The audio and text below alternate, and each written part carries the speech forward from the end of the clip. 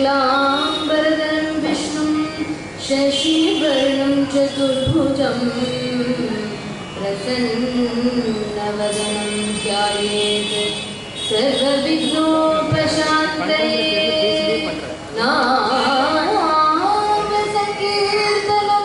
यस्य सर्वपापप्रणाशनं प्रणमो दुःखशमनः तं नमामि हरिं परम् रामाय रामभद्राय रामचन्द्राय वेदसे रघुनाथाय नाथाय सीताय पतये नमः कृष्णाय वासुदेवाय देवकी नन्दनाय च नन्दगोपकुमाराय गोविन्दाय नमो नमः नन्दसूनुराधिकां च भावयन्तं सदा हृदि वन्देऽहं गुरुदेवं तं कृष्णप्रेमरसप्रदं हरे रामेति कृष्णेति नामसङ्कीर्तनं सदा लोकक्षेमाय कुर्वन्तं प्रेमिकं सद्गुरुं भजे कलये सुन्दराकारं सदैकप्रियदर्शनम् अज्ञाननाशकं देवं सद्गुरुं मुरलीधरं भूतनाथ सदानन्दा सर्वभूत दयापरा रक्ष रक्ष महाबाहो शास्त्रे तुभ्यं नमो नमः जानकी कान्तस्मरणं जय जय राम राम सद्गुरुनाथ महाराज की जय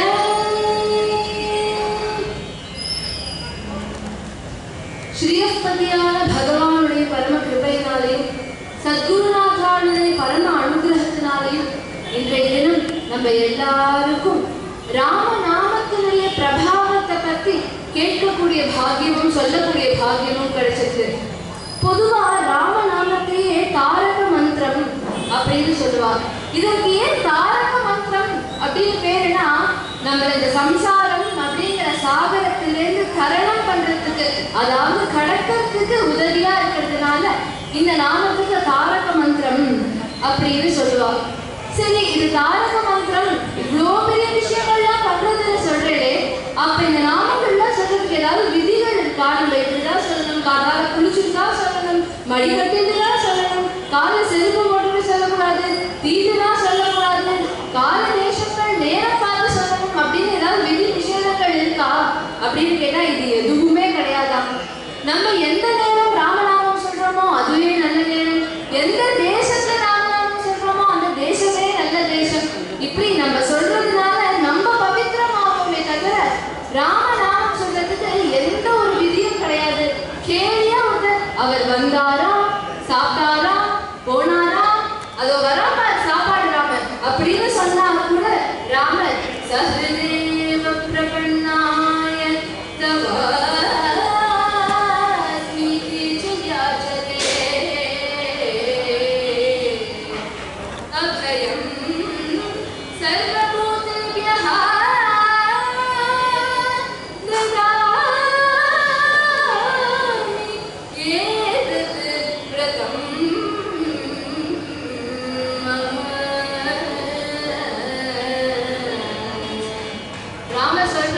யாராவது ஒரு வாட்டி ராமநாமம் சொல்லிட்டு ராமா நான் உன்னை சேர்ந்தவன் ராமான்னு ஒரு வாட்டி சொன்னா போதும், அவளை நான் சேர்த்துக்கிறேன் அப்படின்னு ராமர் சொல்றார். ராமாயணத்துல ராமனே வந்தாலும் சேர்த்துக்கிறேன் அப்படின்னு தான் சொல்றார். அப்பேற்பட்ட கருணாநிதியா இருக்கார் ராமர். பெரியவாலாம் அழகா ஒரு கதை சொல்லுவா. ஒரு மாமா இன்னொரு மாமா பார்த்து கேட்கிறா, ஏன் மாமா நீங்க என்ன உத்தியோகத்துல இருக்கீங்க, என்ன வேலை பார்க்கிறேன் அப்படின்னு கேட்கிறா. அதுக்கு அந்த மாமா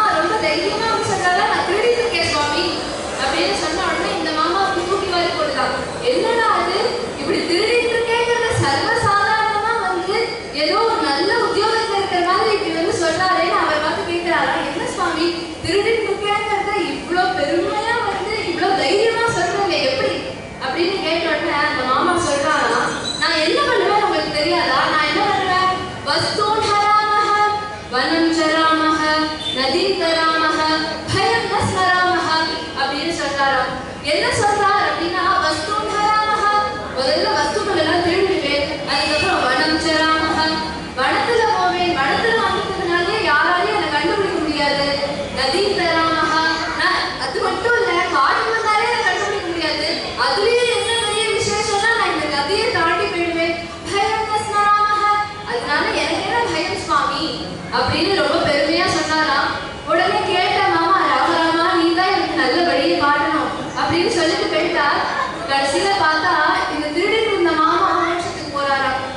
என்ன திருடிட்டு இருந்தாலும் மகா பெரிய பாவம் பண்ணிருக்கார், இவருக்கு எப்படி மோட்சம் கிடைச்சதுன்னா ஒரு வாட்டி ராமநாமம் சொன்னாலே சேர்த்து பேங்கிறார். இவர் எத்தனை வாட்டி ராமநாமம் சொல்லியிருக்கார்? வஸ்தூத ராமஹ வனஞ்ச ராமஹ நதீந்த ராமஹ பயந்த ஸ்ம ராமஹ அப்படின்னு ஒண்ணுத்துக்கு 4 வாட்டி ராமநாமம் சொல்லிட்டாரு இல்லையா? அதனால ராமரே வந்து மோட்சத்துக்கு அழைச்சிட்டு போறாராம். இப்பேற்பட்ட ராமநாமத்தினுடைய பிரபாவம் இப்படி இருக்கு.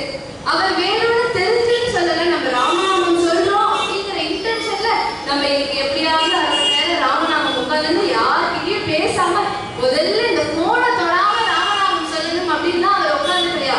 அவர் ஏதோ போற போக்குல வஸ்தூத ராமஹ வனஞ்ச ராமஹ நதீந்த ராமஹன்னு சொன்னதுக்கே ராமர் வந்து மோட்சத்துக்கு கூட்டிட்டு போறாராம். இப்பேற்பட்ட ஒரு சுலபமான மார்க்கம். புரந்தரதாசரும் அதெல்லாம் தன்னுடைய கீர்த்தனையில சொல்றார்.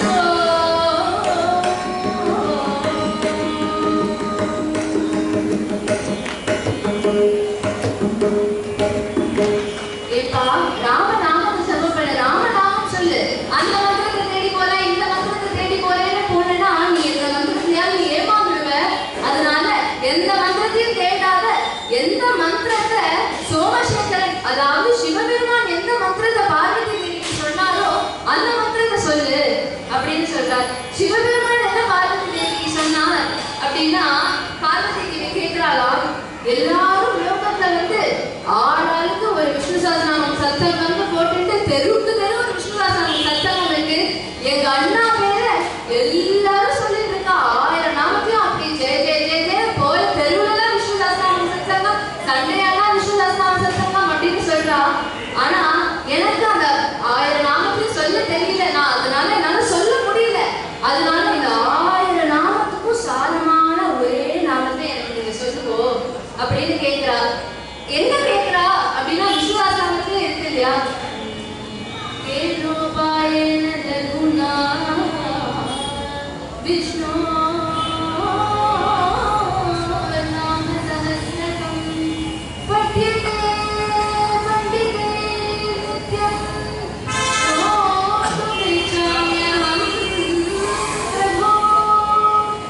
இருக்கிறதுலே ரொம்ப ஈஸியான நாமம். ஒரே நாமம் தான் சொல்லிருக்கிறேன், ஆனா அந்த நாமத்தை அந்த ஒரு நாமத்தை சொல்றதுக்கே நீ கஷ்டப்பட்டு 4 மணி நேரம் கஷ்டப்படணும்னு இருக்கக்கூடாது. இப்படிங்கிறதுக்குள்ள நான் அந்த நாமத்தை சொல்லிடணும். அப்பேற்பட்ட ஈஸியான ஒரு நாமத்தை நீங்க எனக்கு சொல்லிக் கொடுக்கணும் அப்படின்னு சொன்ன உடனே அதுக்கு பரமேஸ்வரன் சொல்றாரா, ஸ்ரீராம ராம ராம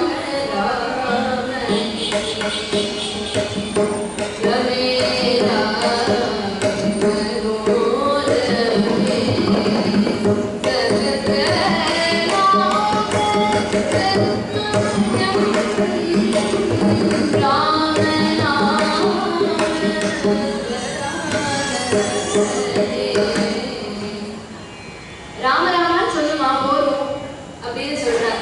இப்ப ஏற்பட்ட சுலபமான மாற்றம். அதே சிவபெருமானே அரசு மரத்தடியில சின்முத்திரை வச்சுட்டு தட்சிணாமூர்த்தியா மௌனத்துல இருக்காராம். ஏன் சிவபெருமான் பேசக்கூடாதா? பேசி எல்லாருக்கும் வல்லவாளுக்குள்ள ராமநாமம் சொல்லுங்கன்னு சொல்லலாம் இல்லையா? அவர் பேச மாட்டாரா? ஏன்னா நம்ம இடத்துல பேசுற நேரத்துல அவருக்கு நாமம் சொல்ற டைம் குறைஞ்சு போயிடும் இல்லையா? நம்ம கிட்ட பேசுறதுனா அவர் இன்னும் 4 நாமம் எக்ஸ்ட்ரா சொல்லுவாராம். அதனால அவர் எப்போதும் மௌனத்துல உட்கார்ந்துட்டு எப்போதும் ராமநாமம் சொல்லிட்டு இருக்கார். அதே சிவபெருமான் காசியில என்ன பண்றார் அப்படின்னா, காசி விஸ்வநாதரா இருக்கும்போது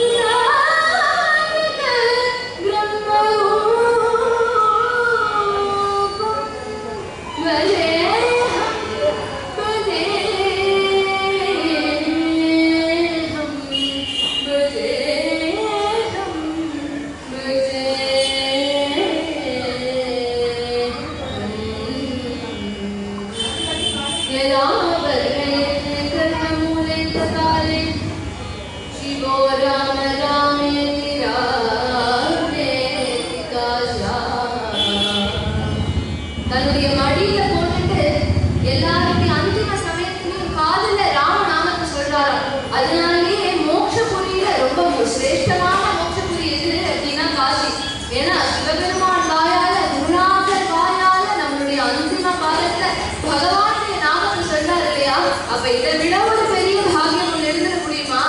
அதனால இப்படி ராமநாமத்தினுடைய பிரபாவத்தை சிவபெருமானையே எப்போதும் சொல்லிட்டு இருக்கார். இப்படி இருக்கிற சமயம் நம்ம ராமநாமம் தான் தாரக மந்திரம் அப்படின்னு சொல்றோம் இல்லையா? ஒருவருமே ஒன்றுக்கும் நினைப்பா. இதே சைவான் இடத்துல போய் எது தாரக மந்திரம், எது ரொம்ப சிரேஷ்டமான மந்திரம் அப்படின்னு கேட்டா அவ என்ன சொல்லுவானா, எந்த மந்திரம் இருந்தாலும் எங்களுடைய ஓம் நம சிவாய அப்படிங்கிற பஞ்சாட்சரத்துக்கு ஈடா ஒரு மந்திரம் மந்திரமே முடியாது, அதுதான் இருக்கிறதுலே சிரேஷ்டமான மந்திரம் அப்படின்னு அவளா சொல்லுவா.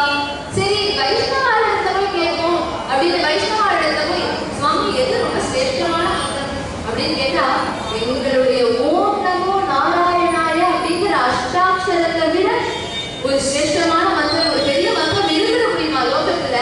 அதனால எங்களுடைய ஓம் நமோ நாராயணாயங்கிற அஷ்டாட்சர மந்திரம் தான் சிறந்தது அப்படின்பா. இவ ரெண்டு பேரும் எப்படி சொல்றா இல்லையா? நம்ம தான் என்ன சொல்றோம், ராமநாமம் தான் தாரக மந்திரம், ராமநாமம் தான் சிரேஷ்டம் அப்படின்னு சொல்றா இல்லையா? இந்த ராமநாமம் அப்படிங்கிறது எங்கேருந்து வந்தது அப்படின்னா ஓம் நமோ நாராயணாய அப்படிங்கிற அஷ்டாட்சரத்தினுடைய ஜீவாட்சரம் எது அப்படின்னா ரா அப்படிங்கிற அக்ஷரம். ஏன்னா அந்த ராவை எடுத்துட்டோம் அப்படின்னா ஓம் நமோ நாயனாய அப்படின்னு ஆயிடும். நாயனாயனா கத்தியே இல்லாதவருக்கு ரொம்ப அர்த்தம் அனர்த்தமா போயிடும். அதனால அந்த ரா அப்படிங்கிற ஜீவாட்சரத்தை எடுத்துக்கிறோம். அதே மாதிரி சைவாண்ட இருக்கிற அந்த பஞ்சாட்சரத்தினுடைய ஜீவாட்சரம் மா, அந்த மா எடுத்துக்கிறோம் அப்படின்னா ஓம் ந சிவாய மங்களமே இல்லாதவர் அப்படின்னு ஆயிடும். அப்ப அந்த அஷ்டாட்சரத்தினுடைய ஜீவாட்சரமான ராவும் பஞ்சாட்சரத்தினுடைய ஜீவாட்சரமாம் நாமும் மாவும் சேர்ந்தாதான் ராம அப்படிங்கிற அழகான மந்திரமே நமக்கு கிடைக்கிறது. அப்ப இந்த ராம அப்படிங்கிற மந்திரம் யாரோடது அப்படின்னு கேட்டா சாட்சாத் ராமச்சந்திர பிரபு. உலகத்துல 1000 பேரு ராமன் பேர் வச்சிருந்தாலும் அந்த ராமனுக்கு ஈடாக முடியுமா? அப்பேற்பட்ட அந்த ராமனுடைய சரித்திரம் தான் ராமாயணம் என்கின்ற கிரந்தம். இன்றைய தினம் நம்ம எல்லாரும் ராமாயணம் படிக்கிறோம் அப்படின்னா அதை நம்ம இங்க யாரோ கொடுத்துருக்கோம் இல்லையா? அதனாலதான் நம்ம என்ன ராமர் நேர்ல பார்த்துருக்கோமா? ராமர் அயோத்தியில விளையாடுறத நம்ம பார்த்துருக்கோமா? இல்லையா? ஆனா அது ஒருத்தர் தன்னுடைய ஞான திருஷ்டியால பார்த்து எழுதி கொடுத்ததுனாலதானே நமக்கு இன்றைய தினம் தெரியுது. அப்பேற்பட்ட வால்மீகி பகவானுடைய சரித்திரத்துல ராமநாமம் எப்படி முக்கியமா இருந்திருக்கு அப்படிங்கறதான் பார்க்க போறோம். வால்மீகி பகவான் பூர்வத்துல ரத்னாகரன் என்கின்ற வேடனா இருந்தார். அந்த ரத்னாகரன் அப்படிங்கிற வேடன் என்ன பண்ணுவார்னா, அவர் எப்போதும் காட்டுல தான் இருப்பார். காட்டுல அங்க இருக்கிற சிங்கம் புலி எல்லாம் அடிப்பார். என்ன கிடைக்கிறதோ அதை சாப்பிடுவார்.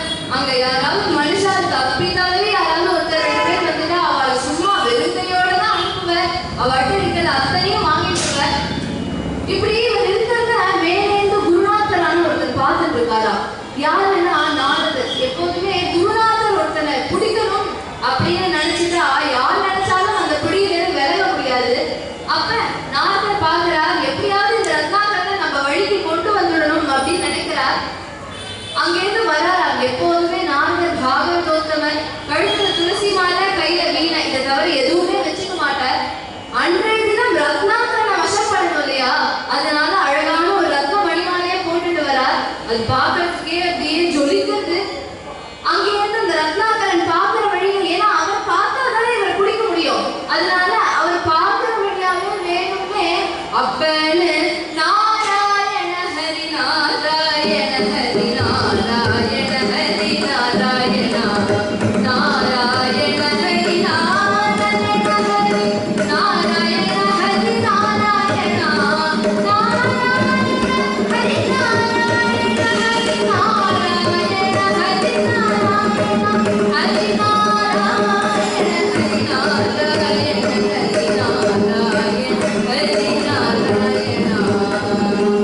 ரொம்ப கத்தி பாடிட்டு வராராம். சாதாரணமா பாட மாட்டாரோ, ஏன்னா ரத்னாகரன் காதுல போய் விழும் இல்லையா? அதனால கத்தி பாடிட்டு வரார். அப்ப அங்க இருந்து ரத்னாகரன் ஏதோ குரல் கேட்கட்டே, யாரு வரான்னு போய் பார்க்கணும் அப்படின்னு அங்க இருந்து பார்த்துட்டே வந்தா நாரதர் கண்ணுக்கு தெரியலையா? நாரதர் கழுத்துல இருக்கிற அந்த ரத்த மணிமாலை தான் தெரியறதா. அங்க ஏதோ ஒண்ணு ஜொலிக்கிறது, யாரோ ஒருத்தர் வரா, அதை நம்ம எப்படியாவது வாங்கிக்கணும் அப்படின்னு வர. அங்க இருந்து வந்து நாரதர் பாக்குற. நாரதர் அதை விட தேஜஸா இருக்கார்.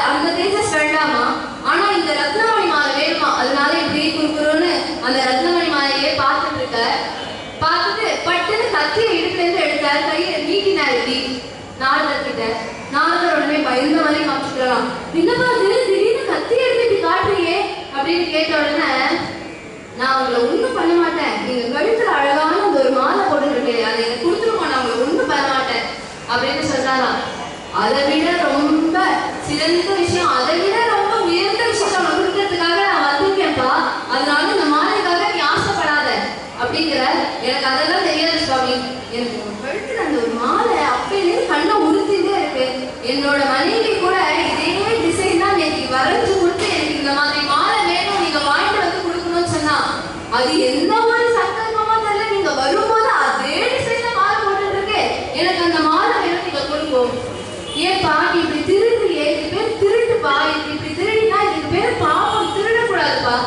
பாவமும் புண்ணியமோ அதெல்லாம் போனதுக்கு அப்புறம் தானே சுவாமி, நான் உயிரோட இருக்கிற வரைக்கும் கடன் வாங்கியாவது நான் நல்லா நெய் போட்டுட்டு சாப்பிடணும், அதனால நீங்க எனக்கு வந்து எப்படியாவது அந்த மாலையை கொடுப்போம். இல்லப்பா அதெல்லாம் மாலையெல்லாம் தர முடியாது, ஏன்னா அது என்னோட மாலை, நான் கஷ்டப்பட்டு வாங்கின மாலை, அது எப்படி நான் உனக்கு தர முடியும்னு சொன்னேன். இந்த பாருங்க சுவாமி, அது இந்த மாலையா ஏன் மாலையாங்கிறது இப்ப பிரச்சனையே கிடையாது, அந்த மாலை எனக்கு வேணும் அதுதான் அப்படின்னு உடனே, சரி இந்த மாலையை நீ யாருக்காக கேட்கிற, வேற யாருக்காக கேட்க போறேன், எங்காவது மாமி இருக்கா, எங்காவது குழந்தை எல்லாம் இருக்கா, வயசான அப்பா அம்மா எல்லாம் இருக்கா, அவளுக்காக தான் கேட்கிற அப்படின்னு உடனே சொல்றா. சரி இது திருடினா பாவம் வருது இல்லையா அவளுக்கு, அந்த பாவத்துல அவெல்லாம் கொஞ்சம் ஷேர் வாங்கி பாரான்னு கேளு, ஏன்னா நீ அவளுக்காக பாவம் இவ்வளவு கஷ்டப்பட்டு கத்தியெல்லாம் நீட்டி வாங்குற இல்லையா, அப்ப இந்த வரத்துல பாவத்தை கொஞ்சம் பாவத்தை அவ எடுத்துக்கிறாளான்னு கேட்டுட்டு வா, நீ அவ சொல்ற பதில வச்சுட்டு நான் அவனுக்கு அப்புறம் மாலையை தரேன் அப்படின்னு. இந்த மாதிரி நிறைய பேர்கிட்ட ஆரம்பிச்சு வரது நான் ஏமாந்துட்டேன் சுவாமி, இப்படிதான் சொல்லுவா, நான் திருப்பி போட்டுக்கலாம் அவ ஓடி போயிடுவா, அதனால நான் இன்னைக்கு உங்ககிட்ட அப்படிலாம் ஏமாற மாட்டேன், இப்ப எனக்கு எக்ஸ்பீரியன்ஸ் ரொம்ப ஜாஸ்தி, அதனால நான் அப்படிலாம் போக மாட்டேன், எனக்கு முதல்ல அந்த மாலையை கொடுக்கணும்னு. இல்லப்பா நான் ஏமாத்த மாட்டேன், நீ இல்லைன்னா என்ன பண்ணி, இங்க ஒரு மரம் இருக்கு இல்லையா, இந்த மரத்துல என்ன நல்லா கட்டிட்டு போயிடு, நான் இந்த மரத்துக்கிட்டே இருக்கேன், நீ போய் கேட்டுட்டு வான்னு உடனே. எப்போதுமே குருநாதா நம்ம ஏற்றுக்கணும் வந்தாலும் நம்ம வந்து அவளையே ரொம்ப டவுட் பண்ணுவோம் இல்லையா, அந்த மாதிரி இங்க ரொம்ப டவுட் பண்ணிட்டு கட்டி வச்சுட்டு போறார். நாங்கள் அங்க நின்றுட்டு இருக்கார், இங்கே இருந்து வேகமா ஓடி போய் முதல்ல தன்னுடைய மனைவியை கேட்கிறார். ஏன்னா மனைவியை போய் கேட்டி, இன்னைக்கு நீ வரைஞ்சு கொடுத்துருக்க ஒரு டிசைன், அதே டிசைன்ல ஒருத்தர் மாலை வச்சிருந்திருக்கார், அவர் குடும்பமோட நான் மாலையை கேட்டேன், ஆனா அவர் என்ன சொல்றாருன்னா திருடினா பாவமா, திருடக்கூடாதான், அதனால என்னோட பாவத்துல நீ கொஞ்சம் வாங்கிக்கிறியா, ஏன்னா நீ தானே இந்த மாலையை போட்டு போற, நான் அந்த மாலையை வச்சு என்ன பண்ண போறேன், நானா மாலையை போட்டுக்க போறேன் அப்படின்னு கேட்ட உடனே அவர் மனைவி சொல்றாரா, நல்ல கதையா இருந்து போங்க, என்னை கல்யாணம் பண்ணிக்கும் போது என்ன சொல்லி கல்யாணம் பண்ணிட்டு, நான் உன்னை இருக்கிற வரைக்கும் நல்லபடியா வச்சு பார்த்துட்டேன்னாலே சொல்லி கல்யாணம் பண்ணிட்டு வந்தேன், இப்ப வந்து பாவத்தை வாங்கிக்கிறேன், வேணும்னா என்னோட பாவத்தை நான் உங்களுக்கு கொஞ்சம் தரேன், அதை வேணா வாங்கிக்கோங்க, நீங்க உங்க பாவத்தை எல்லாம் என்னால ஷேர் வாங்கிக்க முடியாது அப்படின்னு சொன்ன உடனே திட்டிக்கிறாரா மனசுலயே, என்னன்னாலும் இவருக்கு கல்யாணத்துதான் என்ன பண்ணாலும் இவருக்கு திருப்தியே ஆகாது, சரி நம்ம குழந்தைக்கு கொஞ்சம் கருணை இருக்கும், அதனால அப்பா கஷ்டப்படக்கூடாதுன்னு நினைப்பாங்க, அதனால அவள்கிட்ட போய் கேட்கலாம் அப்படின்னு. அவர் குழந்தைகிட்ட வந்து, ஏடா போன மாசம் தானே நீ ஏதோ கேட்டேன்னு கஷ்டப்பட்டு திருடி கொண்டு வந்து கொடுத்தேன், அதே மாதிரி இப்ப பாப்பம்னு சொல்றாடா, எனக்கு அந்த பாப்பம் வேண்டாம், நீ கொஞ்சம் பாவத்தை எடுத்துக்கோ, ஏன்னா நான் திருடி கொண்டு வரதெல்லாம் நீங்க தானே பாத்துக்கிறேன் அப்படின்னு உடனே, அப்பா எங்களை நீ இருக்கிற வரைக்கும் பாத்துக்கணும் அப்படிங்கிறது உன்னோட கடமைப்பா, அந்த கடமையை நீ நல்ல வழியில செய் கெட்ட வழியில செய், அது பத்தி எங்களுக்கு என்ன கவலை, அதனால எங்களுக்கு அதை பத்தி எல்லாம் கவலை கிடையாது, நீ உன் பாவத்தை வச்சுக்கோ, நீ வேணா மூட்டை தூக்கி சம்பாதிச்சு எங்களை காப்பாத்தி யாரு வேண்டாம்னா எங்களை பாத்துக்க வேண்டியது உன்னோட கடமை தானே, அது நீ நல்ல வழியில செஞ்சுட்டு போ, அதனால உன்னுடைய பாவத்தை நாங்க தான் ஷேர் வாங்கிக்க முடியாதுன்னு உடனே இவருக்கு தோணுது, சரி குழந்தைகளும் போய் ஒழிட்டோம், என்ன இருந்தாலும் குழந்தை நல்லா இருக்கணும்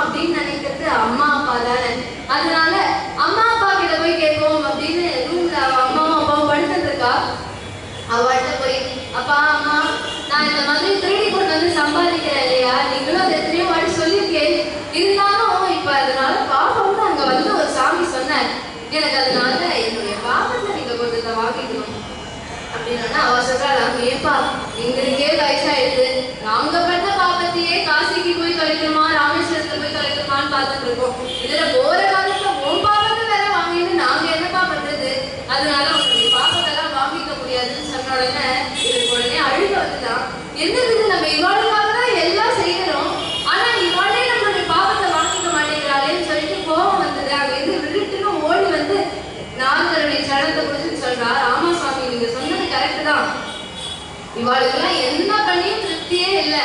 இவாளுக்காக தானே நான் இத்தனை வருஷம் உழைச்சு கொட்டிருக்கேன். ஆனா இவெல்லாம் பாருங்க என்னுடைய பாவத்தை கொஞ்சம் கூட எடுத்துக்க மாட்டேங்கிறா அப்படின்னு உடனே, அதெல்லாம் இல்லப்பா அவெல்லாம் எடுத்துக்க மாட்டா, அதனாலதான் நான் அவனை போய் கேட்டுட்டு வர சொன்னேன். இப்ப அப்ப ரத்னாகரன் கேட்கிறானா, அப்ப எனக்கு என்னதான் விமோசனம், நான் இதுல இருந்து வெளியில வர முடியாதா அப்படின்னு கேட்ட உடனே, கண்டிப்பா வெளியில வரலாம்ப்பா, இதெல்லாம் ஒரு சின்ன பிரச்சனை தான், நீ வா அப்படின்னு உட்காந்து வச்சுருந்தேன். ராம ராம ராம ராம அப்படின்னு சொல்றாராம். அவனுக்கு வேணும் அப்படிங்கிறதுனால ரா வரல முதல்ல, அதனால ராம ராம ராம ராம அப்படிங்கிறாராம். ரா வரலன்னா அப்படியே விட்டுட முடியுமா? முடியாது இல்லையா? ராமநாமத்தை கேளியா சொன்னாலே பரமன்றன்னு சொல்றாரு இல்லையா? அதனால நாரதர் இப்ப உலட்டா சாப்புமா சொல்லி பாக்குறாரு. ராம ராம ராம ராம அப்படின்னு சொல்றார். உடனே அந்த ரத்னாகரனும் ராம ராம ராம ராம அப்படின்னு ஜபம் பண்ண ஆரம்பிக்கிறார். எத்தனையோ கணக்கான வருஷம் எழுந்துக்காம அதே இடத்துல உட்கார்ந்து ராம நாமத்தை ஜபம் பண்ணி பண்ணி பண்ணி பண்ணி பண்ணி பண்ணி பண்ணி அவர் மேல பறைய குத்தே வச்சுட்டா. அது கூட தெரியாம அவர் அப்படி ராமநாமம் சொல்லிட்டு இருக்கார்.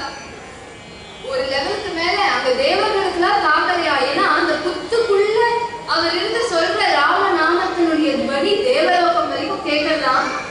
தேவர்கள்லாம் நடுங்கி போய் பிரம்மா கிட்ட வந்து, நீங்க தான் எப்படியாவது எங்களெல்லாம் காப்பாற்றணும், இந்த என்ன இப்படி ராமநாம ஜபம் பண்ற அப்படின்னு உடனே அங்கே இருந்து பிரம்மா வந்து தன்னுடைய கமண்டல தீர்த்தத்தை இந்த கரையா புத்து மேல தெரிச்சு சொல்றார். நீ சம்ஸ்கிருதத்துல வல்மீகம் அப்படின்னா கரையா புத்து, இந்த வல்மீகத்துல இருந்து வந்ததுனால உனக்கு வால்மீகி அப்படின்னு பேர் வைக்கிறார். அப்படிதான் வால்மீகி மகரிஷிக்கு வால்மீகி அப்படிங்கிற பேர் வந்தது. பிற்காலத்துல அவரே ராமாயணத்தை முழுக்க சதகோட்டி ராமாயணமா நமக்கு எழுதி கொடுத்தார். இப்படி ராமாயணம் வர்றதுக்கு முன்னாடியே ராமநாமத்தினுடைய பிரபாவத்தினாலதான் ராமாயணமே நமக்கு கிடைச்சது. சரி, வால்மீகி பகவான் மட்டும்தான் நம்ம சொல்ல முடியுமா ராமாயணத்தை? வேற யாரும் ராமநாமமே சொல்லலையா அப்படின்னு கேட்டா ஏன் சொல்லல? ஒரு காலத்தையும் ஒருத்தர் சொல்றா இல்லையா? அதுல இன்னொருத்தர் ரொம்ப முக்கியமானவா யாரு அப்படின்னா சபரி பாட்டி. சபரி பாட்டி தன்னுடைய குருநாதன் சொன்னார், ராமநாமம் சொல்லிட்டு இருமா, இந்த நாமத்துக்குரியவன் உன்னை தேடிட்டு வருவான் அப்படின்னு அவர் குருநாதர் சொல்லிட்டு குருநாதர் சத்கத்தையே அழைச்சார். அன்னிலிருந்து பல கால வருஷமா இந்த பாட்டி ராமநாமத்தையே சொல்லிட்டு ராமருக்காகவே காத்துட்டு இருப்பாராம். அப்படி ராமர் ஒரு நாளைக்கு சபரி பாட்டி ஆசிரமம் எங்கன்னு தேடிட்டு வராராம். ஏன்னா சீதா பிராட்டி கிடைக்கணும் இல்லையா? சீதா பிராட்டி எங்கன்னு தேடிட்டு வர சமயம் சபரி பாட்டி ஆசிரமம் எங்க அப்படின்னு கேட்டுட்டு வந்து சபரி பாட்டிக்கு வந்து அனுகிரகம் பண்றாரு இல்லையா? அப்படி அனுகிரகம் பண்ணது அந்த பாட்டி சும்மா இல்லையா? பாட்டி பழத்தெல்லாம் கொடுத்து ராமருக்கு அழகா பாத சேவையெல்லாம் பண்ணி ராமர் முன்னாடியே பத்மாசனம் போட்டுட்டு உட்காந்துக்கிறா. பத்மாசனம் போட்டுட்டு நன்னா நிமிர்ந்து உட்காந்து ராம ராம ராம ராம ராம ராம ராம ராம ராம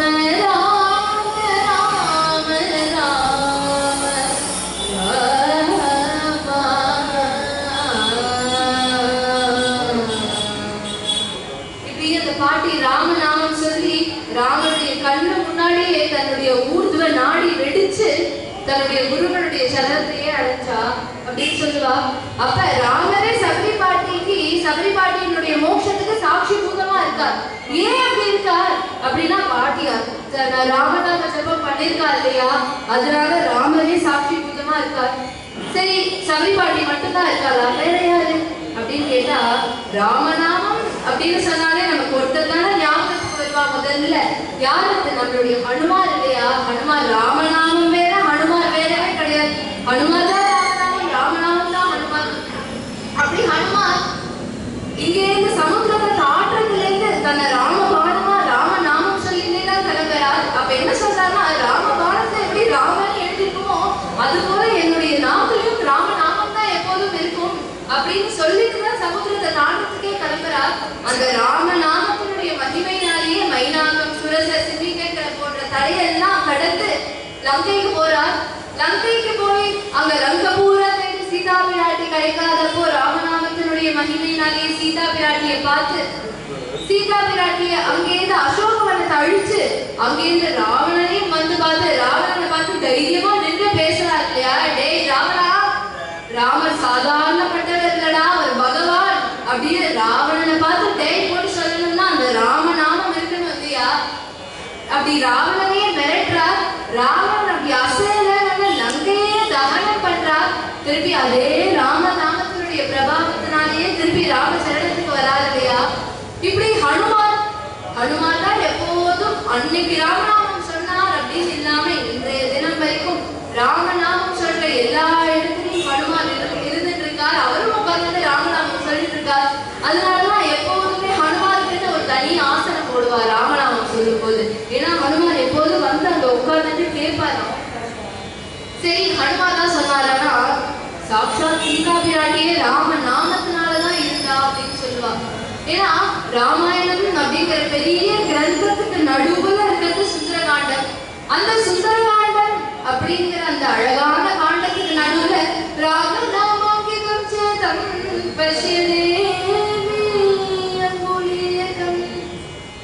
அப்ப சீதா பிராட்டியை பார்த்து ராவணன் மிரட்டிட்டு போறான். நீ என்ன கல்யாணம் பண்ணிக்கோ, நான் அவனை சௌக்கியமா வச்சுக்கிறேன் அப்படின்னு சொல்லும் போது சீதா பிராட்டி காதை குத்திட்டு சொல்றாரா, என்ன இருந்தாலும் நீ ராமனுக்கு ஈக்குவல் ஆவியாடா, நீ ஒரு குட்டனா ராம சமுத்திரம்டா, நீ ஒரு காக்கானா ராம கருடபக்ஷிடா, நீ எப்படி ராமனுக்கு ஈக்குவல் ஆவ, அதனால ராமர் தான் எனக்கு அப்படின்னு சொல்லும் போது அவன் மிரட்டிட்டு போறானா, நீ இன்னும் ஒரு நாள் நாளைக்கு காத்தால நான் வருவேன், நீ வந்து எனக்கு நல்ல பதிலா சொல்லலன்னு வச்சுக்கோ, இங்க பக்கத்துல இருக்கா அவர் ராட்சசி, அவெல்லாம் உன்னை பிரேக்ஃபாஸ்ட் தான் சாப்பிடுவா, காத்தால வெட்டி போட்டு சாப்பிடுவா சொல்லிட்டேன் அப்படின்னு மிரட்டிட்டு போறான். சீதா பிராட்டி உடனே அதுக்கெல்லாம் பயப்படலையா. சீதா பிராட்டி தோணுது, என்ன இருந்தாலும் ஒரு துஷ்டன் கிட்ட மாட்டிட்டு இப்படி நம்ம கஷ்டப்படணுமா, அவெல்லாம் நம்ம சாப்பிடறதுக்கு முன்னாடி நம்மளே நம்ம ஆத்மஹத்தி பண்ணிப்போம் அப்படின்னு தன்னுடைய நீளமான கூந்தலை எடுத்து சுட்டு போட்டுக்கலாம் அப்படின்னு போகும்போதுதான் அங்க ஏந்த ஹனுமான் ராமநாமம் சேதம் பசியதே கீழகுலேதம் அப்படின்னு மேலேந்து அந்த ராமநாமத்தை போடுறார். அப்ப சீதா பிராட்டிக்கு ஜீவனம் இருக்கு அப்படின்னாலே அது ராமநாமத்தினாலே. அதே மாதிரி விபீஷணாழ்வார் ராவணனுடைய ஸ்வயம் தம்பியே. ராமர் சொல்லிருக்காங்க இல்லையா, நீ என்னோட எதிரியோட தம்பிடா, அதனால நான் உன்னை சேர்த்துக்க மாட்டேன்னு. அப்படி சொல்ல மாட்டார் ஒருபோதும் ராமர் அப்படி சொல்லவே மாட்டார். அத்தனை ராமநாம ஜபம் ராவணன் ஆசையில உட்கார்ந்து ராவணன் பக்கத்துல உட்கார்ந்து ராமராமன் சொன்ன ஒரு ஆள்னா அது விபீஷணாழ்வார் தான். இப்படி பகவான் ராமநாமம் சொல்ற அத்தனை பேரையும் தன்னுடைய சரணத்தை சேர்த்துக்கிறார் இல்லையா. சரி, ராமநாமம் இவ்வளோ இருக்குங்கிற இந்த ராமநாமத்தினுடைய பலன் என்ன அப்படின்னா, ராமநாமத்துக்கு இவ்வளவுதான் பலன் அப்படின்னு நம்மளால அதை பிக்ஸ் பண்ணவே முடியாது. ராமநாமம் சொல்ல சொல்ல சொல்ல சொல்ல நமக்கு என்ன பலன் கிடைக்கிறதுன்னு நம்மளாலேயே உணர முடியும். இருந்தாலும் ஒரு ஸ்லோகத்தை சொல்றார்,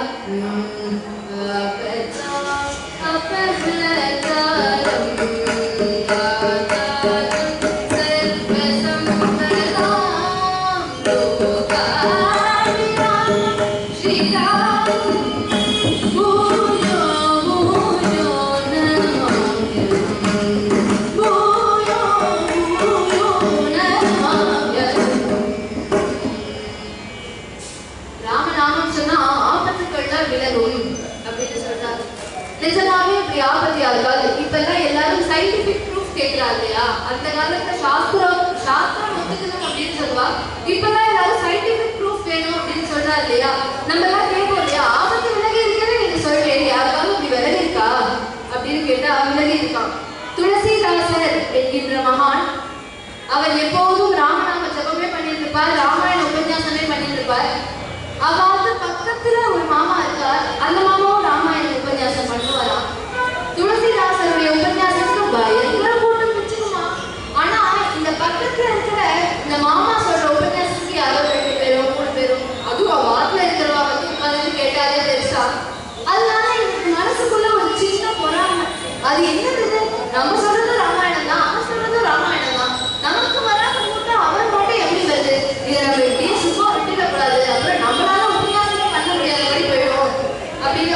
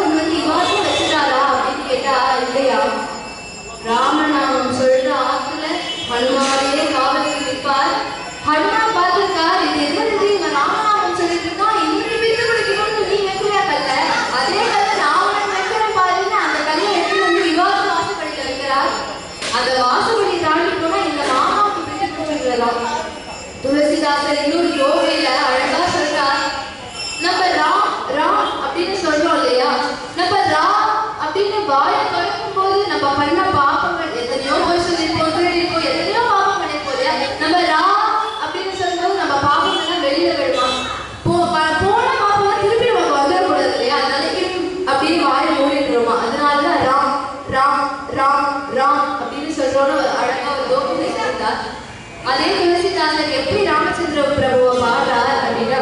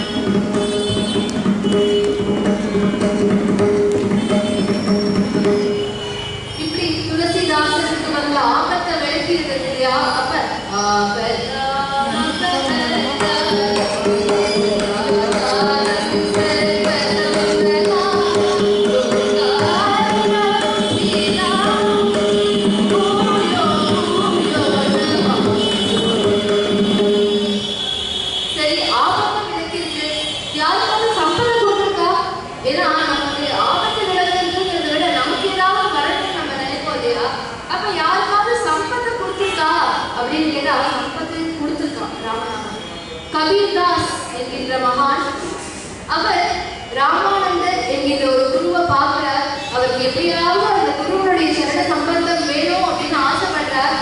இருந்தாலும் அவர் அங்க வந்து அந்த ஆசிரமத்து வாசல்ல நிற்கிறார். எப்படியாவது நான் குருவை பார்க்கணும்னு அங்க இருக்கிற சிஷ்யார்ட்ட எல்லாம் கேட்கிறார். இதெல்லாம் சொல்லுவா, சாமி வரம் கொடுத்தாலும் ஆசாமி வரம் கொடுக்க மாட்டாளாம். அந்த மாதிரி இந்த சிஷ்யாலாம் அதெல்லாம் என்ன கபீர் உன்னதான் உள்ள விட முடியாது அப்படின்னு சொல்றார். இல்ல எப்படியாவது குருநாதரை ஒரு வாட்டி பார்த்து அவர் வாயால ஒரு வாட்டி ராமா அப்படின்னு சொல்லி நான் உபதேசம் வாங்கிக்கணும். எப்படியாவது அவர் வாயிலிருந்து எப்படியும் ராமநாதனுக்கு உபதேசம் அப்படிங்கிறது வேண்டாம். இருந்தாலும் குருமுகமா வந்ததுன்னா அது நம்ம மனசுல நல்லா பதிவு இல்லையா? அதனால எனக்கு ஒரே ஒரு வாட்டி குருநாதரை பார்க்கணும், எப்படியாவது நடக்கும் அப்படின்னு உடனே அதெல்லாம் இல்லை கபீர், உன்னை விட முடியாது, எது கலப்பையா இல்லையா அப்படின்னு அவர் விரட்டி அடிச்சுடுறார்.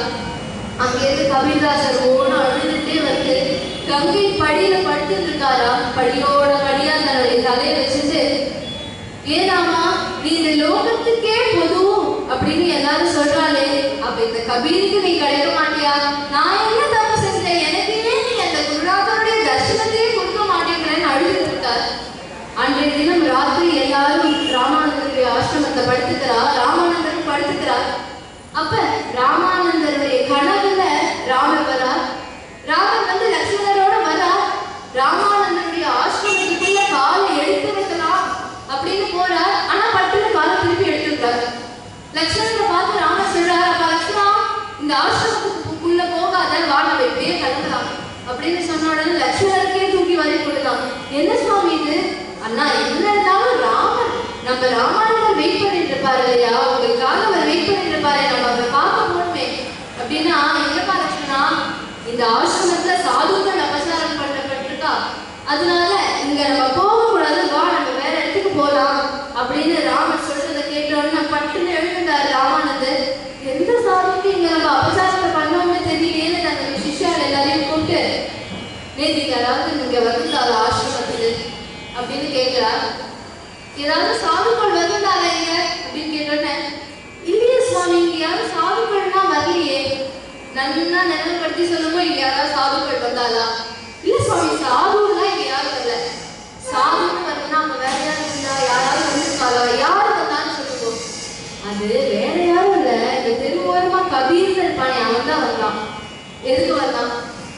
உங்களிடத்துல ராமநாம தீட்சை வாங்கிக்கணும்னு வந்தான். சரி, அவனையே நீங்க உள்ள அனுப்பல. அது இல்ல சுவாமி, அவன் உள்ள வந்தா நீங்க ராமநாம தீட்சை கொடுத்துருவே இல்லை, அதனாலதான். நான் நாம தீட்சை கொடுத்தா உனக்கு என்னடா அப்படின்னு கேட்கிறார்.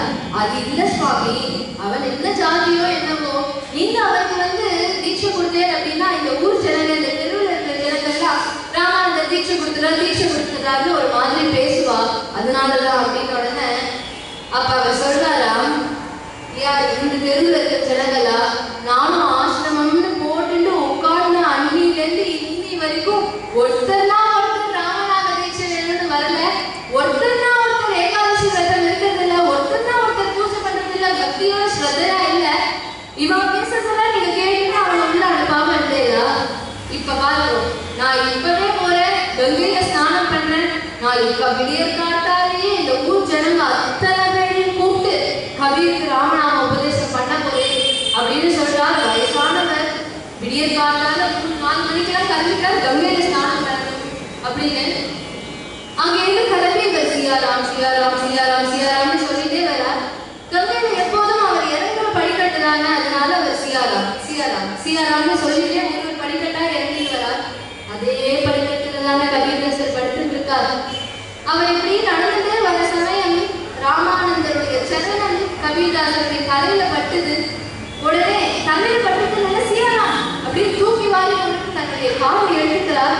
கபீர்தாசர் இப்படி அழுதுட்டே தலையை தூக்கி பார்த்தா ராமானந்தன். அப்ப பார்த்து அழுது சொல்றாங்க, குருநாதா, எனக்கு இன்னைக்கு எப்பேற்பட்ட பாக்கியம் கிடைச்சது. நான் உங்களிடத்துல ராமநாமம் வேணும்னு தான் ஆசைப்பட்டேன், ஆனா உங்களுடைய சரண ஸ்பர்ஷமே எனக்கு கிடைச்சதே. இதை விட பெரிய பாக்கியம் இருக்க முடியுமா? சரண ஸ்பர்ஷமும் கொடுத்து சியாரா அப்படின்னு சொல்லி எனக்கு ராமதீட்சையும் நீங்க கொடுத்தேன் அப்படின்னு சொன்ன உடனே ராமானந்தர் பட்டு கட்டிட்டு ஆர்ப்பணம் பண்ணிட்டாராம். அதுதான் கபீர்தாசர் தன்னுடைய கீர்த்தனையில பாடுறார்.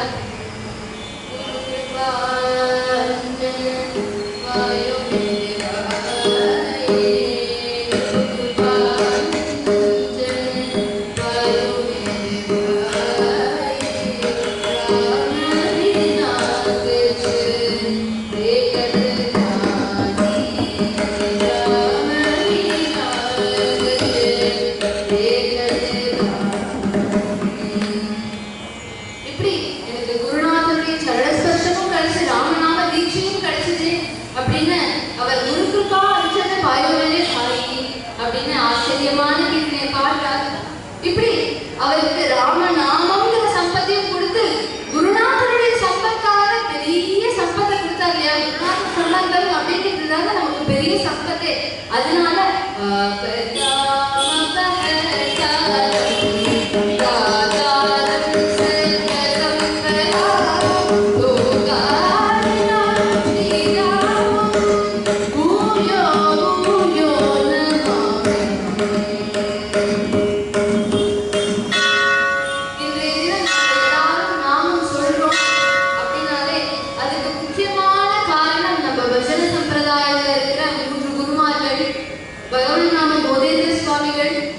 ஸ்ரீதர ஐயாவாள், மருதானந்த சத்குரு சுவாமிகள் அப்படின்னு இவ 3 பேர்லாம். அதுல முதல்ல ஜெகத்குருமான பகவன் நாம போதேந்திர சுவாமிகள். போதேந்திர சுவாமிகள் தன்னுடைய குருநாதரோடு இருந்திருக்கார், விஸ்வாதிகேந்திரரோடு இருந்திருக்கார். அப்ப விஸ்வாதிகேந்திரர் பார்த்து போதேந்திராவை பார்த்து சொல்றாரப்பா, நானும் நீயும் ராமநாமத்தை நம்பணும், ஆனா லோகம் நம்பணும் இல்லையா? நீ தான் இந்த லோகத்துல இருக்கிறவா அத்தனை பேருக்கும்.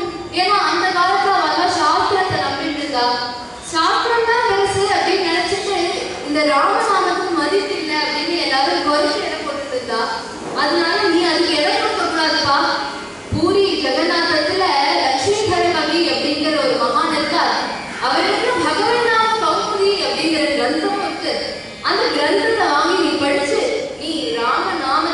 பிரசாந்தம் பண்ணணும், லோகம் பூரா ராமநாமத்தை பரப்பணும் அப்படின்னு சொல்லிட்டார்.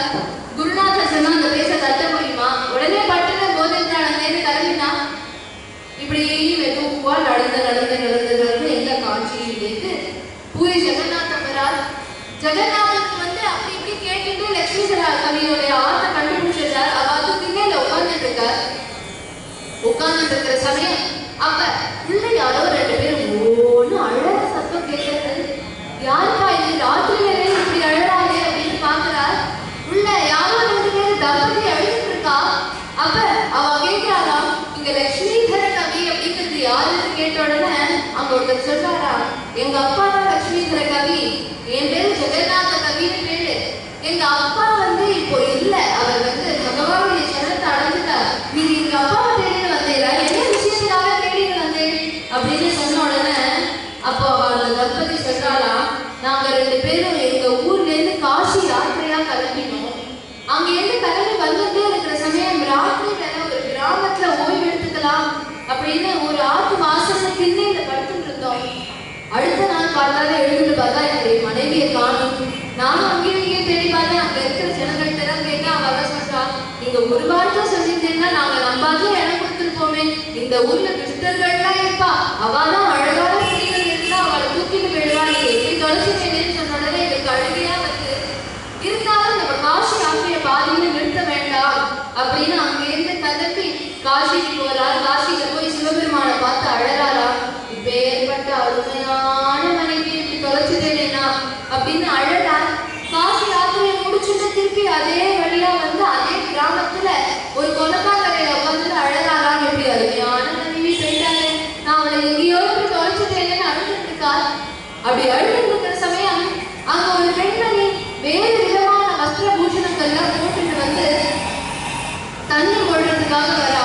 அப்ப இவரை பார்த்தோம்னா பட்டுன்னு அந்த பானையை கீழே போட்டுட்டு ஓடி வந்து இவருடைய சரணத்தை பிடிச்சிட்டு கதறாளாம். யாருமா நீ, திடீர்னு என்னுடைய சரணத்தை ஏன் பிடிச்சிட்டு கதறேன்னு இப்படி அந்த பெண் தலையை தூக்கி காண்பிச்சா அவருடைய மனைவியா. பார்க்கணும்னா அவருக்கு திக்குன்னு இருந்தது.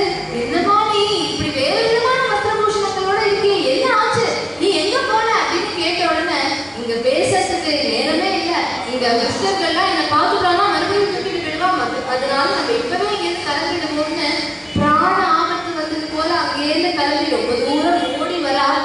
ஓடி வந்து ஒரு நடு காட்டுல நின்றுட்டு அப்ப அந்த பெண் சொல்றாரா, ராத்திரி நம்ம படுத்துட்டு தூங்கிட்டு இருந்தோம் இல்லையா, அப்ப சில துஷ்டர்கள்லாம் வந்து என்னுடைய வாயில துணியை வச்சு அழுத்தி என்னால கத்த முடியாத பண்ணி என்னை கூட்டிட்டு போயிட்டு என்னை அடிமையாக்கிட்டா. அதனால நீங்க என்னை கைவிட்டுடக்கூடாது, நான் அட்லீஸ்ட் உங்க ஆத்துல வேலைக்காரியாவது இருப்பேன், இந்த வேலைக்காரியாவது கூட்டிட்டு போவோம் அப்படின்னு அழறா. அப்ப அவர் சொல்றாரா, எனக்கு மட்டும் உன்னை கைவிடணும்னு ஆசையாமா, இருந்தாலும் லோகத்துல வேதங்கள் சாஸ்திரங்கள்னு இருக்கே, அதனால இங்க பூரியில ஜெகநாத கவின்னு ஒருத்தர் இருக்கார், லட்சுமி கவியின் இடத்துல போய் கேட்போம் அப்படின்னு நான் அவரை தேடி வந்தோம். ஆனா உங்களை பார்த்த சுவாமியின் உடனே இவ்வளவுதானே பிரச்சனை, நான் கூட என்னமோ ஏதோ நினைச்சேன், ஒன்னும் இல்லை ராமன் அப்படின்னு சொல்லிட்டு அவரை சேர்த்து வச்சுக்கோ அப்படின்னு சொல்றா. போதேந்திராளுக்கு இதை கேட்ட உடனே பரம சந்தோஷம். இருந்தாலும் அவர் கதவை தட்டுறாரா. கதவை தட்டினோடனே இவரெல்லாம் கதவை திறக்கிறா. அப்ப இவர் ராம ராம ராம அப்படின்னு 3 தடவை சொல்லு அப்படின்னு சொல்றார். அப்ப சொன்னதுனால உள்ளேருந்து ஜெகநாத கவியுடைய அம்மா சத்தம் போடுறலாம், ஏப்பா ஜெகநாதா, நீ இப்படி ராமநாமத்தினுடைய வேல்யூவை குறைச்சிட்டியே அப்படின்னு கேட்கிறாரா. ஏமா நான் என்னமா சொன்னேன் அப்படின்னு, ராம ராம ராம 3 வாட்டி எதுக்குப்பா சொல்லணும், ஒரு ராமநாமம் போறாதா அவரை காப்பாற்றுறதுக்கு, எதுக்கு ஊரோட ராமநாமத்தை வேஸ்ட் பண்ற நீ அப்படின்னு கேட்ட உடனே இன்னும் போதேந்திராளுக்கு குஷி, நல்லா கதவை தட்டுறார். அப்ப இவெல்லாம் வந்து கதவை திறந்து பார்த்தா ஒரு சன்னியாசி கேட்கிறார், அவரை ஸ்வாகதம் பண்ணி. அப்ப அவங்க கேட்கிறாரா போதேந்திராள், ஏன்பா நீ ராம ராம ராமான்னு சொல்லி சேர்த்து வச்சுக்கோன்னு சொல்றியா, உனக்கு என்ன பிரமாணம், எதை வச்சுட்டு நீ சொல்ற அப்படின்னு உடனே, அது ஒண்ணுங்க சுவாமி, எங்க அப்பா லட்சுமிதர கவி பகவன் நாம கௌமுதி அப்படிங்கிற கிரந்தத்தை வச்சுருந்தா, அந்த கிரந்தத்தை வச்சிருந்துதான் நான் சொன்னேன் அப்படின்னு உடனே, அந்த கிரந்தத்தை தேடிட்டு நான் வந்தேன், எனக்கு அந்த கிரந்தத்தை கொடு அப்படின்னு வாங்கிட்டு மாக்கள் தீபம் ஏற்றிட்டு ராத்திரி பூரா அந்த கிரந்தத்தை படிக்கிறார். அருமையான விஷயங்கள். அப்ப அவர் பார்க்கிறார், அம்மா கவலைப்படாத, ராமநாமம் சத்தியம், ராமநாமம் உன்னை காப்பாற்றும், நீ அதனால என்ன பண்ணுன்னா நாளை காட்டால இந்த ஜெக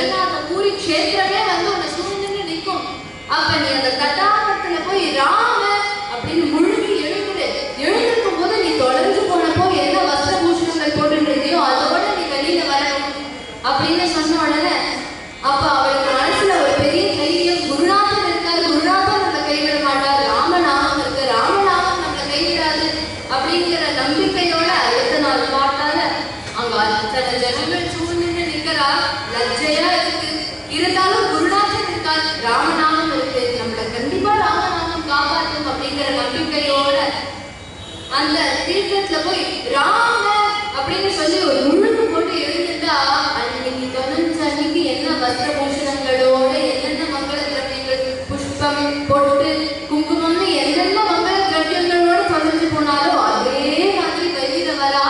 அவங்க இருக்கிற ஜனங்கள்லாம் ராமநாமம் சத்தியமாயிட்டு, ராமநாமம் சத்தியமாயிட்டு,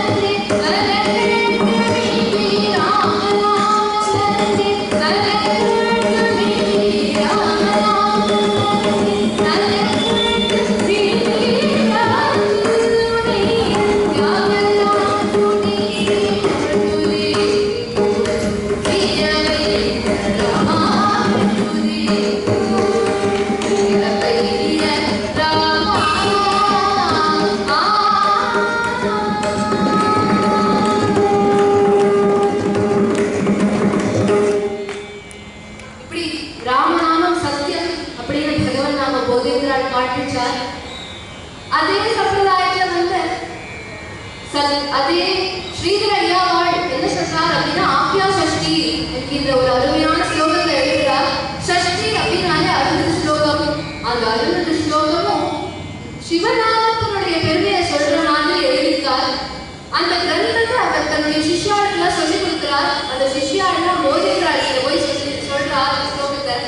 அப்ப போதேந்திராளி பூராவையும் கேட்டு சிரிச்சுன்னே சொல்றாரா, இதுக்கு ஆக்யா சஷ்டின்னு பேர் வச்சதுக்கு பதிலா சிவாக்யா சஷ்டின்னு பேர் வச்சிருந்தா இன்னும் அழகா இருந்திருக்குமே அப்படின்னு சொல்றாராம்.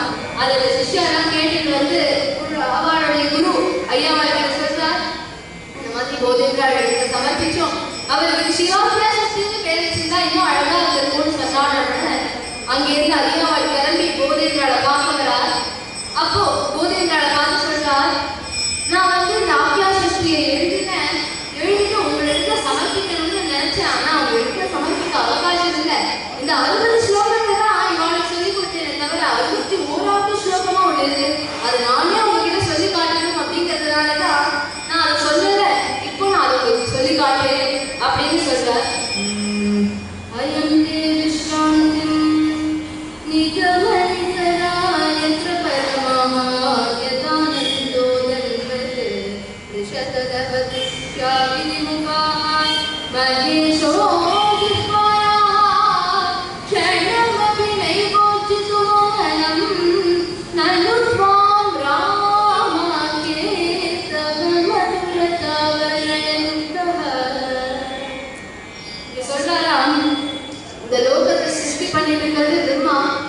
அந்த பிரம்மாவுக்கும் டயர் ஆகும் இல்லையா, அவர் டயர் ஆகும் போது இந்த பூமியினுடைய பாரத்தை யார்கிட்ட கொடுக்குறான்னா ராமன் கிட்ட கொடுத்தான்னு சொல்லல, ராமநாமத்தினத்துல கொடுத்துட்டு போனார் அப்படின்னு சொல்றார். அப்படி இருக்கிற இந்த ராமநாமத்தினுடைய அழகையும் மகிமையும் எப்படி நம்ம வாயால சொல்லி மாறுமாது. அதனால இந்த ஆக்யா சஷ்டியினுடைய பலஸ்ருதியா இந்த ராமநாமத்தினுடைய மகிமையை பத்தி சொல்றார். அப்ப ஐயாவாளும் ராமநாமத்தினுடைய மகிமையை பத்தி சொல்றார். அப்ப அவர் கேட்கிறார், இந்த ராமநாமத்தை பத்தி பேச முடியுமா? 1 மணி நேரம் டைம் கொடுத்தாலும் நம்மளால 1 மணி நேரத்துல முடிக்க முடியுமா? இல்ல இல்லையா, பேசிட்டே இருக்கோம் இல்லையா. நம்மளே அப்படி பேசணும்னா அப்ப ராமநாமத்தினுடைய மகிமை எவ்வளவு பெருசு. அப்ப அந்த ராமநாமம் அவ்வளவு மகிமை வாய்ந்தது அப்படின்னு ஐயா வாழ் சொல்றாரு. இன்னொருத்தர் ராமர் அப்படின்னு சொன்னாலே நம்ம முக்கியமான ஒரு பாகவதோட ஒருத்தர் டக்கு அந்த ஞாபகம் வருவா. யாரு அப்படின்னா தியாகராஜ சுவாமிகள். தியாகராஜ சுவாமியை போல ஒரு ராம பக்தர், அவரை மாதிரி யாராலையாவது ராம ஜபம் பண்ண முடியுமா? அப்பேற்பட்ட தியாகராஜ சுவாமிகள் கோவூர் என்கின்ற கஷேத்திரத்துக்கு வரார். அந்த கஷேத்திரத்துல இருக்கிற சிவபெருமானை பார்க்கிறாராம். சிவபெருமானை பார்த்து அவர் சிவன்லேயே கீர்த்தனை பாடியிருக்கார். சம்போ மகாதேவ சம்போ மகாதேவ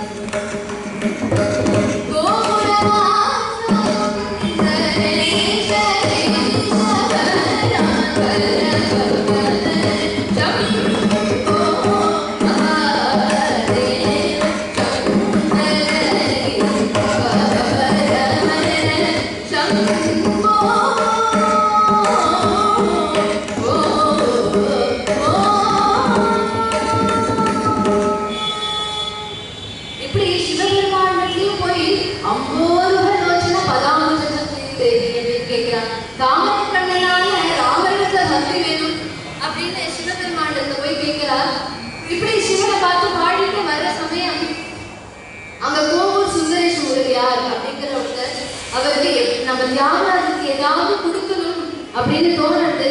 இருந்தாலும் அவருக்கு தெரியும் தியாகராஜர் எது கொடுத்தாலும் வாங்கிக்க மாட்டார் அப்படின்னு. அதனால ஒரு பண முடிப்பை எடுத்துட்டு வந்து தியாகராஜருக்கு சிஷ்யா கிட்ட கொடுத்து, இதை இப்ப ராமநவமி உற்சவம் வருது, நீங்க அதுக்காக இதை வச்சுக்கணும் அப்படின்னு சொன்ன உடனே இல்ல குருநாதருக்கு தெரிஞ்சா கோபிச்சுப்பார், அதனால வாங்கிக்க முடியாது அப்படின்னு சொல்றாரு.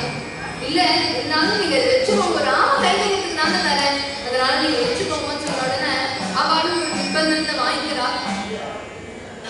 இப்படி நான் வாங்கிட்டு குருநாதருக்கு தெரியக்கூடாதுன்னு அந்த ராமனுடைய கிரீடத்துக்கு பின்னாடி ஒழிச்சு வச்சுட்டாளாம். இது தியாகராஜர் பார்க்கல, வேற யாரும் 2 பேர் பார்த்துட்டு இவ கிளம்பினோடனே இவ பின்னாடியே அவன் ஃபாலோ பண்ணிட்டே வராளாம். ராத்திரி வேலையாயிட்டு அவ அவங்க இருந்து கல்ல வேற தூக்கி தூக்கி போட்டுட்டே வரா.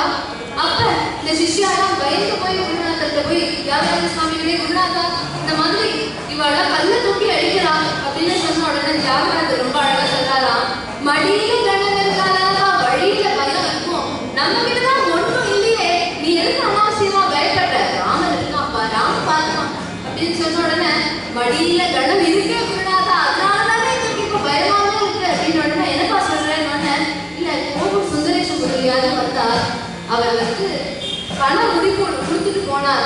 அவர் ராமநவமி ராம உற்சவத்துக்காக வச்சுட்டு சொன்னார். ராம உற்சவத்துக்கு ராமனுக்காக தானே கொடுத்தாரு. அப்ப அது ராமனோட சொத்து, அதை எப்படி பார்க்கணும்னு அவனுக்கு தெரியும் அப்படின்னு சொல்றார். இப்ப இப்படி வந்துட்டே இருக்கா. அப்ப ராமலட்சுமணாலே வந்து இவ போடுற கல்லுக்கெல்லாம் திருப்பி பானம் பானமா போட்டு அந்த கல்லெல்லாம் தகர்த்துட்டு இருக்காளாம். அப்ப அங்கேருந்து பார்த்துட்டு சொல்றாரு, என்ன ராமநாமம் இப்படி நமக்கு மேல கல்லே திடீர்னு படவே தோணுது. அடுத்த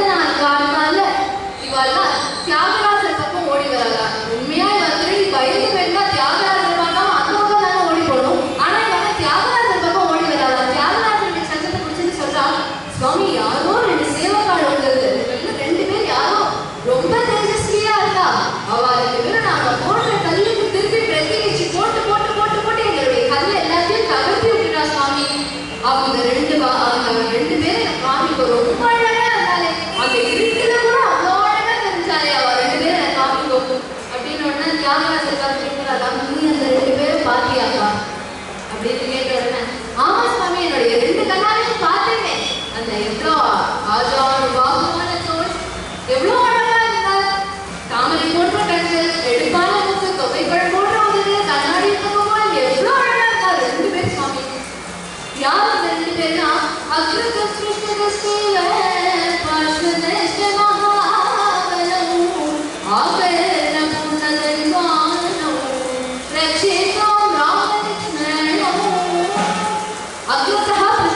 முன்னாடியும் பின்னாடியும் ராமனும் லட்சுமணனுமே இருந்து காப்பாற்றுறாளாம். அப்ப தியாகராஜர், நீ அந்த 2 பேர் பாத்தியாப்பா அப்படின்னு கேட்ட உடனே, ஆமா சுவாமி பார்த்தேன், நான் இப்போ உனக்கு அவ 2 பேர் காட்டணுமா அப்படின்னு அவள் அழைச்சிட்டு வந்து அவளுடைய அந்த பல்லாக்கில் ராமன் இருக்கார் இல்லையா, காட்டாலும் ஒரு நிர்மாண தரிசனமே இந்த திருடாளுக்கு தான். இப்படி பட்டு அந்த தரையை விளக்கி இவாள்தான் பாத்தியா அப்படின்னு கேட்கிறார். உடனே இவாள் சுவாமி இது ஏதோ விக்கிரகமா இருக்கே, இவாள் அவ 2 பேர் ரொம்ப அழகா இருந்தா அப்படிதானே சொல்லணும். இதை ஸ்ரீ அண்ணா ரொம்ப அழகா சொல்லுவா, காற்றவா காண்பிச்சா பாகப்படுமா, அந்த மாதிரி இவர் காண்பு சொன்ன இவாளேதான் சுவாமி, இவாதான் முன்னாடி பின்னாடி இருந்து அப்படி பிரதிச்சு போடுது இவாதான் அப்படின்னு சொன்ன உடனே, நாங்க தான் பாப்பம் பண்ணிட்டோம், நாங்க தான் நிறைய பாப்பம் பண்ணிட்டோம் அப்படின்னு சொல்றா. இனிமேல் நீ உன்னை பாப்பம் பண்ணிருக்க பாப்பின்னு சொல்லாத, உன்னை போன்ற ஒரு மகானுபாவன் யாருமே கிடையாது. எந்த ராமனை 100 கோடி தடவை ராமநாமம் ஜபிச்சு நான் பார்த்தேனோ அந்த ராமனை நீ திருடவந்தே பார்த்தியேப்பா, உன்னை போன்ற ஒரு மகானுபாவன் இருக்க முடியுமா அப்படின்னு கேட்கிறார்.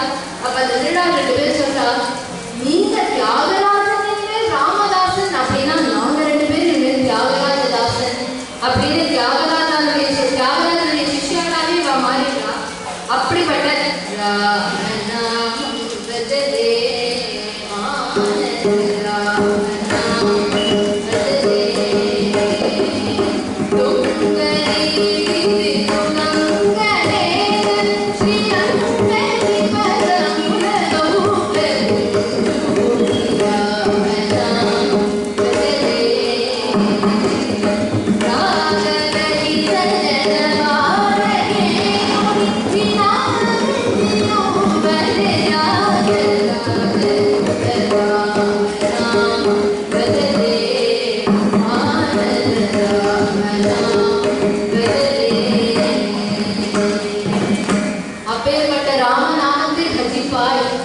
அப்படின்னு தியாகராஜரே ஒரு கீர்த்தனை பாடுறார்.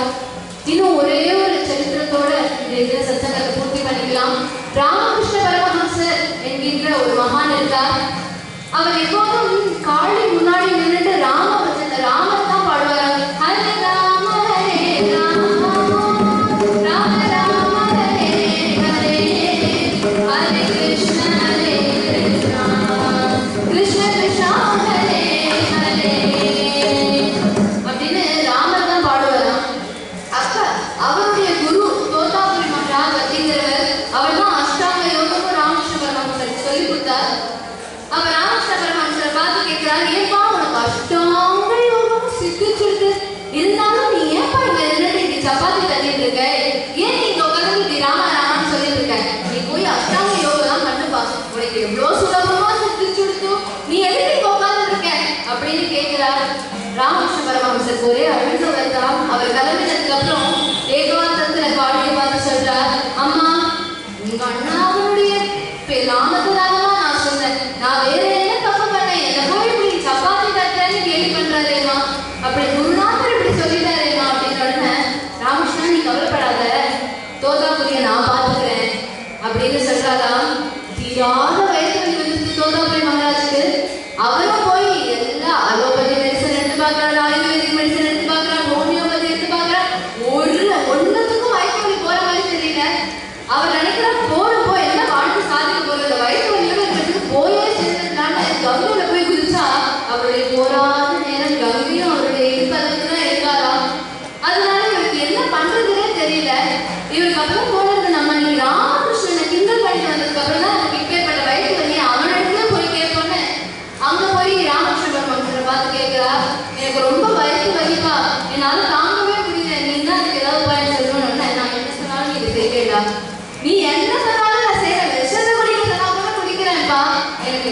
நீங்க விஷத்தை குடிக்க வேண்டாம், ராமநாமங்கிற அமிர்தத்தை குடிக்கும். ஹரே ராம ஹரே ராம ராம ராம ஹரே ஹரே ஹரே கிருஷ்ண ஹரே கிருஷ்ணா கிருஷ்ண கிருஷ்ணா ஹரே ஹரே. இப்படி தோதாமலை மாட்டாள் சொன்னா அடுத்த செகண்ட் அவருடைய வயிற்று வலி எங்கேன்னு காணாம போயிருக்கான். ராமநாமத்தினுடைய பிரபாவம் அப்படி இருக்கு. அந்த ராமநாமத்தை தான் தியாகராஜனே பாடுறார். ராமநாமம் ஜென்மரட்சக மந்திரம், ராமநாமம் ஜென்மரட்சக மந்திரம், தாமசமூசேத வந்தவி மனசா, ராமநாமம் ஜென்மரட்சக மந்திரம்.